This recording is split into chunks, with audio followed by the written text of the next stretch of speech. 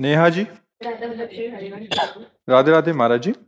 गुरु जी, जैसे नाम जप हम किसी भी अवस्था में कर सकते हैं, क्या पंचाक्षरी मंत्र का जप भी नहीं हम कर सकते नहीं नहीं नहीं।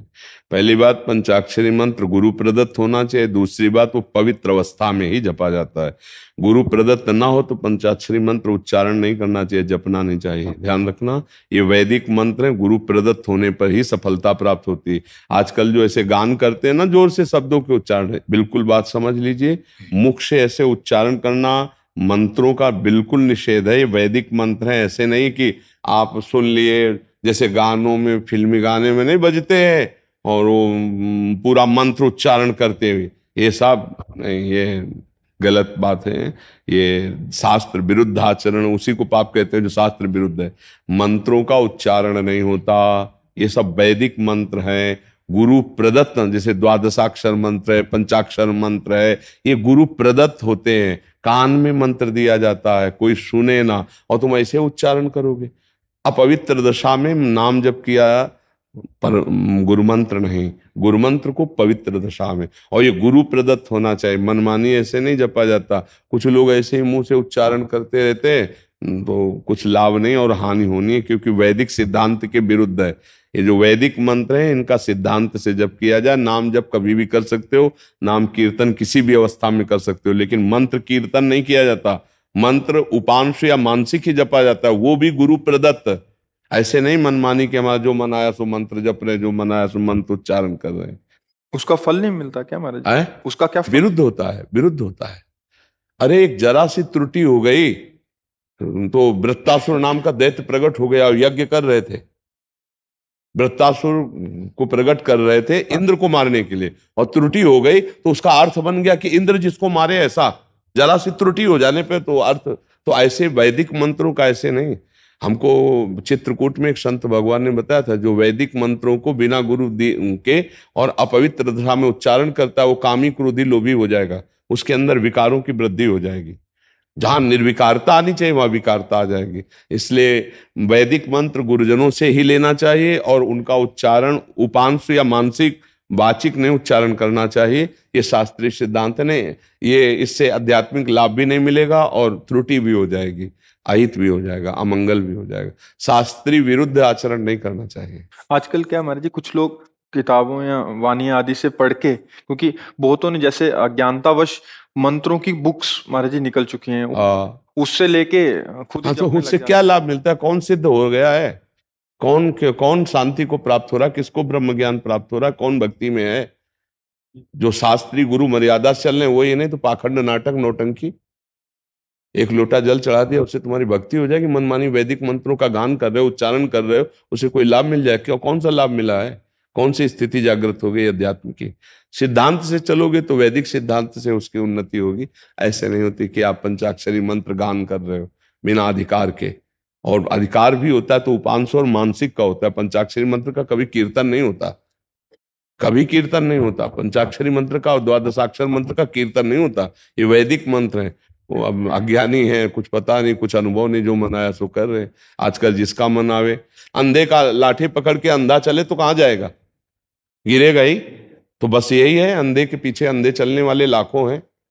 उनको खुद ज्ञान नहीं, परमार्थ का, वैदिक सिद्धांत का ज्ञान नहीं, ब्रह्म बोध नहीं। उपदेश उसी का सार्थक होता है जो भगवत बोध और शब्द ब्रह्म का ज्ञानी, शास्त्रों का ज्ञानी और स्वरूप का ज्ञानी दोनों का हो। अब उनको सिद्धांत पता नहीं, वो जो बोले सो वैदिक सिद्धांत का खंडन, और मनमाना समाज में उसका। अब गायत्री जी का कीर्तन हो रहा है, कोई भी पढ़ सकता है। मतलब गजब की बात है, गजब की बात है। महाराज जी। दरअसल क्या, कोई रोक लगाने वाला नहीं है ना। अब क्या आपने यहाँ ऐसा है ना कि जो मन में आवे सो कर लो, जो मन में आवे सो बोल लो। कोई एक अलग पगडंडी बन जाएगी। हाँ, वो मतलब कौन निषेध करे? अब हो रहा है, बस अब हो रहा है। पहले ऐसा नहीं था। तस्मात् शास्त्रम प्रमाणम थे। आप ऐसे नहीं बोल सकते। सबको डर था कि गुरुजन है। अब जैसे हमारे आद्य गुरु शंकराचार्य जी के 4 मठ हैं, 4 मठों में बड़े बड़े कौन मानता है? नहीं तो हमारे राजा हैं वो धर्म के। आद्य गुरु भगवान शंकराचार्य जी ने चारों दिशाओं में इसीलिए मठ स्थापित किए, धर्म स्थापन के लिए। विरोध कर सकते, तस्मात् शास्त्रम प्रमाणम थे। शास्त्र विरुद्ध आचरण हो रहा है वो बोल देंगे, पर उनकी मान कौन रहा है? कौन मान रहा है? गुरुजनों की कौन मान रहा है? आचार्यों की कौन मान रहा है? सब मनमानी आचरण। ऐसे तो महाराज जी आगे चल के बहुत ऐसा तो इसीलिए तो लिखा है कलिकाल में आगे चलकर भाव भ्रष्ट आचारा, सब संसारा धर्म सुने नहीं काना, कलिकाल बिहाल के मनुजा ने माने को अनुजातन।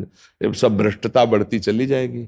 ये आज रुचि, संसार की रुचि, अगर बहुत बड़े महात्मा आ जाए यहाँ और एक तरफ यहाँ कोई अभिनय करने वाला नेत्री या अभिनेता बैठा हो, फिर आप देख लीजिए कि अगर उसकी तरफ कौन देखता है, इसकी तरफ कौन देखता है। संसार का क्षेत्र ये है। धर्म की बात कौन सुनना चाहता है? अभी कहो तो चढ़ बैठेंगे संसार के लोग। तस्मात् शास्त्रम प्रमाणम ते कार्या कार्यो व्यो। कौन शासन करे, कौन उन पे बोले? ये धर्म का विषय जानना बहुत कठिन है। कोई महात्मा, हम कह तो रहे हैं, चारों शंकराचार्य का एक शब्द भी आप मिस्टेक दिखा देना हमको, हम किसी संप्रदायवाद से बात नहीं करते। चारों मठ में जो बैठे अद्भुत विद्वान और शास्त्र के मर्मज्ञ और शास्त्र प्रमाणित बात बोलेंगे, लेकिन कितने मानने वाले? सनातन धर्म के विपरीत एक शब्द भी नहीं मिलेगा, शास्त्र के विपरीत शब्द नहीं मिलेगा अभी तक जो हमने देखा है। अब आगे भगवान जाने। अभी तक जो आद्य गुरु भगवान शंकराचार्य जी के पद में 4 मठों में बैठे हुए, ऐसा धर्म विरुद्ध नहीं होगा। शास्त्र के सम्मानित तस्मात् शास्त्रम। अब मानो या ना मानो, गुरुजनों की बातें हैं, वो तो बोले नहीं, स्थापित ही इसीलिए किए गए थे पूरे भारत को धर्म के अंतर्गत बांध के रखना। विश्व विजयी आद्य गुरु भगवान शंकराचार्य, कोई बोलने वाला नहीं, सबको परास्त करके अपने सनातन धर्म के नीचे रखा। सब 4 मठ स्थापित चारों कोनों में किए। वो आज कौन मान रहा है?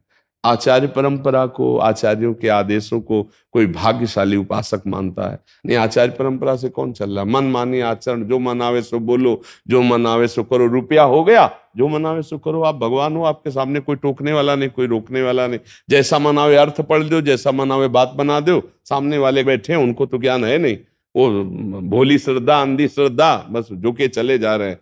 शास्त्र का क्या आदेश है, शास्त्र का क्या उपदेश है? तो इसलिए हमें लगता है वैदिक मंत्रों को गुरुजनों से लेकर मानसिक जप पवित्र अवस्था में, उपांशु जप पवित्र अवस्था में, नाम जप कभी भी कहीं भी कैसे भी कीर्तन कर सकते हैं जी।